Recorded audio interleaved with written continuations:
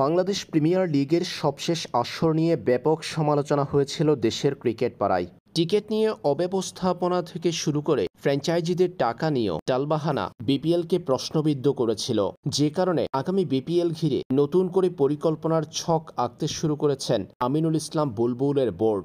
Bangladesh premier লিগকে আইপিএলের মতো সাজাতে নয়া পরিকল্পনা হাতে নিয়েছে বিসিবি। আইপিএল পিএসএল আয়োজন করা প্রতিষ্ঠানগুলোর আগ্রহ বিপিএল নিয়ে। গত কিছুদিন ধরে বিপিএল এর দায়িত্ব দিতে একটা স্পোর্টস ম্যানেজমেন্ট কোম্পানির খোঁজে ছিল বাংলাদেশ ক্রিকেট বোর্ড। এর মধ্যে 5 প্রতিষ্ঠান দায়িত্ব নিতে আগ্রহ প্রকাশ করেছে। সোমবার রাতে এক বিবৃতিতে বিষয়টি নিশ্চিত করেছে বাংলাদেশ ক্রিকেট বোর্ড।